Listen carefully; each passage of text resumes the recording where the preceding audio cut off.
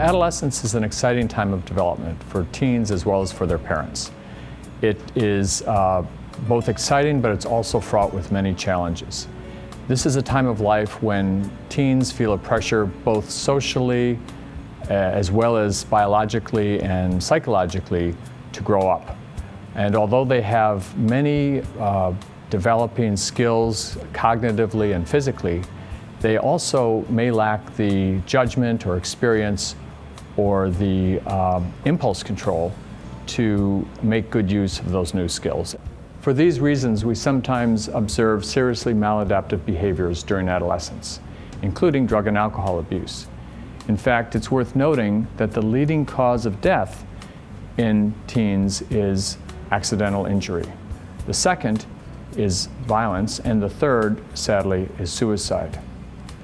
In addition, many serious psychiatric disorders find their onset during this period of life. These include drug and alcohol abuse, eating disorders, but also major mood disorders such as depression and psychotic disorders such as schizophrenia.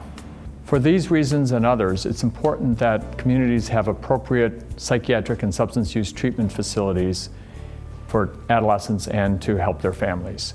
Here on the peninsula, we're very fortunate to have one such facility. The Mills-Peninsula Health Services has outstanding adolescent treatment programs which have become larger and have become better, frankly, since the opening of our new facility at the Mills Health Center in downtown San Mateo. We have both inpatient and outpatient programs. Here we have a 13-bed inpatient unit, the only such facility on the peninsula.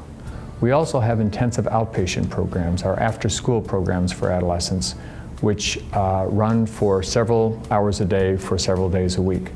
These programs provide intensive programming for families as well as group programming for kids in an effort to keep them in their homes and keep them involved in their routine activities while providing them with fairly intensive psychiatric intervention.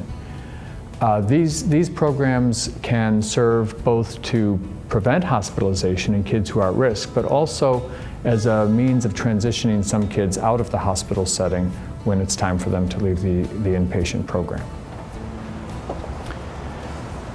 2.5 years ago, when we began this project, we met with the design team and with the contractors.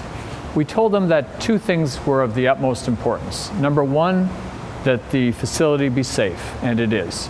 Number two, that the facility afford a sense of openness, lightness, bringing the outdoors in, feeling like being at home. We believe that we've achieved this objective as well. When kids come here for treatment, when parents bring their kids here for help, they can feel apprehensive about the condition that they're experiencing, but also about whether they're going to achieve the results that they're hoping for and receive the help that they feel they need. We think that this open, light-filled, home-like setting provides an excellent beginning for people to begin their journey toward health. Parents often ask me, how do I know if my kid needs help?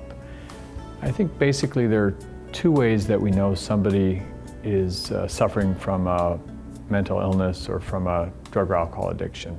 One way is distress. Some kids will just come right out and they'll tell you, I'm depressed, I feel suicidal. Some kids will tell you, I'm smoking pot. That's great if the kid can come out and tell you directly. They're expressing their distress. The other way is to look for signs of dysfunction.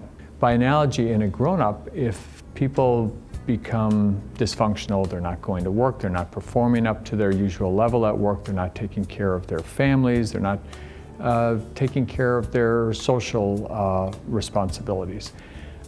Same is true for kids. Kids have jobs too. They involve activities around the home, but most importantly perhaps it involves school. Kids who are having psychiatric difficulties or kids who are suffering from a drug or alcohol problem will often stop attending school as regularly as they had, or if they are attending school, their school performance will drop off. A kid who is getting B's, let's say, over the past several years will start bringing home D's and F's.